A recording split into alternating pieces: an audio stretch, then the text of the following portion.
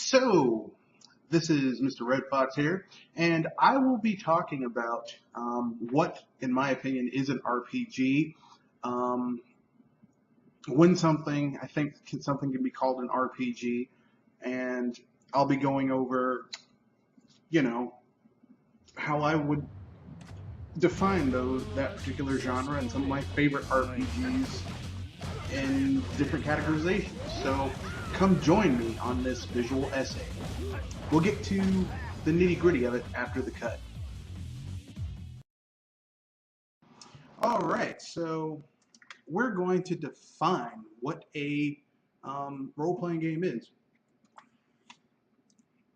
So I've got dictionary.com. So basically, dictionary.com says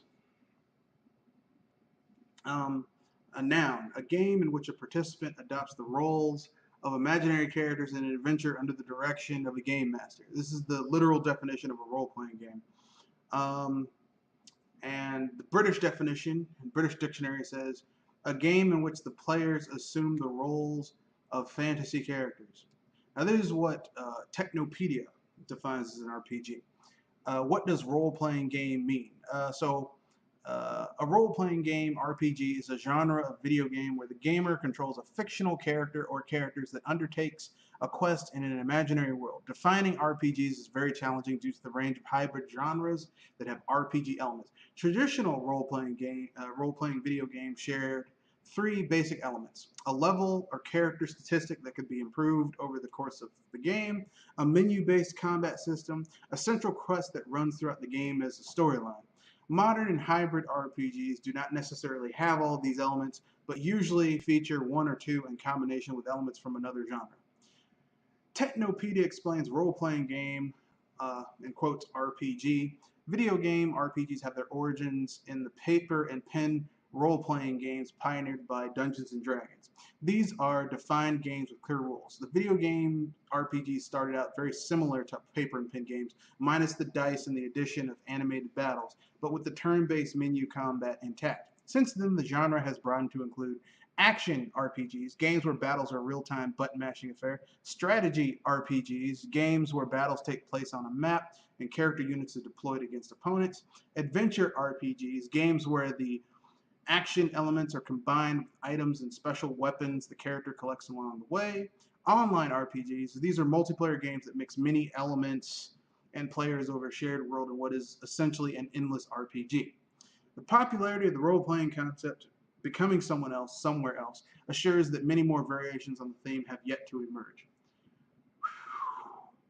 Okay then, so now that we've gone over and defined what an RPG is, I'll go over what I think an RPG is after the cut. So let me get this out the way before anyone starts any shit. This is my opinion. There are many, everyone has an opinion. This is mine. If you want to state your opinion in the chat section, go ahead. Comment section, go ahead. But this is my opinion. If you disagree, cool. Just be cool in your disagreement. Don't sling any names. So let's get into what I think a RPG is. So an RPG is a true RPG, in my opinion, is essentially what people. It's a game that essentially tries to replicate what the essence of an RPG is. Okay. The definition of an RPG is. So, and we covered what an RPG is in the definition section, which essentially, and I'm paraphrasing here, an RPG is a game that has a group of players playing a game, going through a central narrative with input with a games master who basically takes the place of, who basically takes the input, the choices that the players make in order to guide the adventure along. Things can go off the rails if the players, do things that are outside of the norm, but generally that's what an RPG is. So, what does this mean for Joe Blow average gamer? Well, so you might ask yourself, what does this mean for, the myriad of things that they label as RPGs?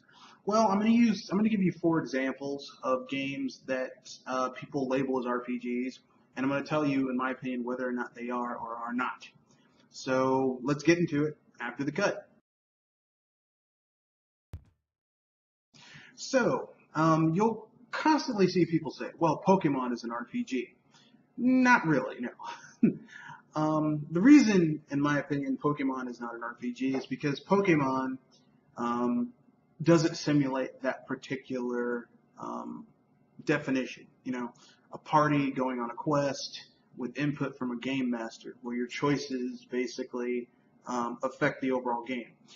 Pokemon doesn't really have meaningful choices. Most of your choices are binary, and none of them are going to change the overall outcome of the game.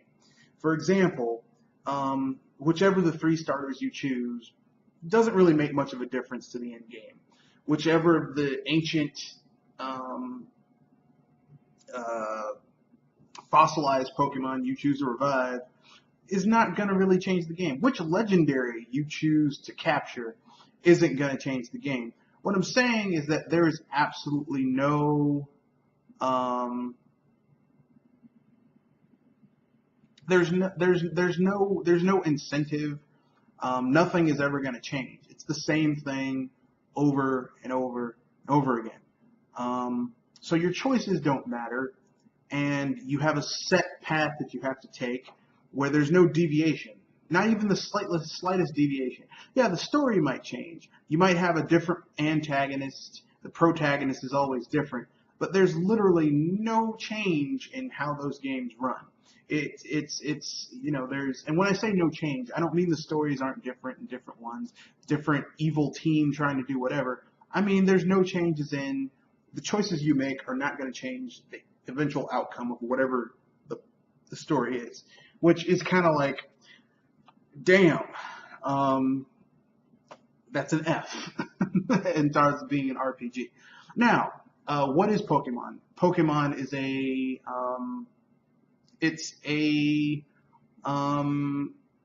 monster. It's a monster collectathon with RPG elements. Is it an RPG? Not really. So we'll move on to example number 2 after the cut. So we begin with, an easy one, Chrono Trigger. Yes, Chrono Trigger is an RPG. And it's literally almost the definition of an RPG. You have a group of players going on a quest. The end game is the same, but how you get to that point is vastly different. And your choices matter. They have a effect on the overall gaming world. Do you choose to do the side quests? Do you choose to leave Robo at 600 AD to basically prevent a part of Guardia from becoming a deforested desert? Do you choose to help the Ghost of Cyrus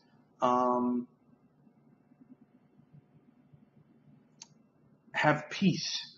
Do you choose to help what's her name? Luca's mother prevent her accident that made her, a paraplegic? Do you choose to do this? Do you choose to do it?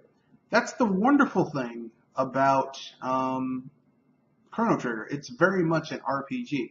And yet, there's different endings. What you do changes how the game works. And not necessarily the ending, but how certain things happen in the game are changed by your choices. It is a RPG. We'll move on to example number 3 after the cut. So here we get to something that might make some people upset, but Fallout 4 and Skyrim are not RPGs. Your choices have no real effect on the overall game. Your actions have no effect on the overall game. And that kind of sucks. Because you would think that a JRPG would have, that an RPG, would have more things going on, but nope.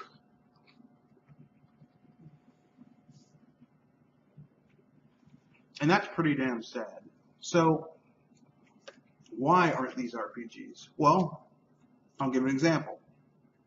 In Skyrim, you have to take part in the Civil War quest. If not for a little bit, then some. You have to choose a side. Now, if it was a real RPG, you could basically take down both sides, and then take the remnants, piece them together, and go after the Thalmor. That would have been an RPG, but it's not an RPG. What Skyrim is essentially an adventure game with some light RPG elements. Same thing with Fallout. Fallout 4 is an adventure game with light RPG elements. Literally, in the first 20-30 minutes of the game, you meet up with a character and with a group of characters, and you're given a non-binary choice. Like, literally, no matter what you do, you're going to have to start this quest line. No matter what. Now that is like the antithesis of an RPG. And it's either lazy game making or people don't know how to make RPGs. So, and this is Bethesda. They've made RPGs in the past, so I just basically make the assumption they don't know how to make RPGs anymore. So, what do we do? Where do we go from there? Well, we'll get through example number 4, and then we'll get to the end of this visual essay. Okay then, so we're going with the Persona Shin Megami Tensei example. So, is this franchise an RPG franchise? Hell yeah, it is. Both of these games are built around choices that you make. While you might not change the overall gaming world by the choices you make, the end game is all of them are very much influenced by the choices you make. Who you side with, what quests you decide to take on. It's a very static game world, which is amazing. I wish more RPGs did this type of thing. So, with that being said, I guess we'll get to the conclusion after the cut, where we'll be talking about my conclusion of why I did this video and how I feel about the JRPG. So, here we go. So, here's the wrap-up. Basically, I felt it was important to make this video because it's far too often people label things as an RPG, and then you get the game and you realize, wait a second, this shit's not an RPG, it's something else. So it's important to have a working definition that can be used in today's modern gaming landscape, because the old definition doesn't work. And the modern definition has to acknowledge that there's so many hybridizations of it that it also doesn't work. Let's compare it to nature, right? A mule is a hybrid between a donkey and a horse. Mules are sterile. Okay? Oh, they can have sex. They just can't, produce viable young. They're sterile. So, let's keep it real. It's important to have some type of working definition that can be used to describe what is an RPG, because, it's becoming a more popular genre. People need to know what an RPG is. So, yeah, I think it's fair to ask, what is an RPG? What constitutes an RPG? What are characteristics of an RPG? Is this game an RPG? I may have stepped on some people's toes. They're going to get angry. How dare you talk about this game? I like this game, and therefore it must be an RPG. Might have RPG elements, but I refuse to call it an RPG. So with that being said, I guess we should get into the breakdown. So, breakdown is this. This weekend, Labor Day weekend, Saturday will be the Sci-Fi Power Hour-ish, where we will be talking about certain games, certain genres of games, and that's going to be fun. Well, not games. We're going to be talking about movies. I might do a review of The Predator. Don't hold me to that. May or may not happen.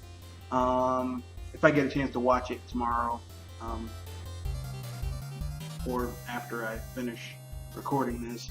So look forward to that. We're also going to be talking about dystopian futures in video games, movies, and other things that actually don't seem that bad.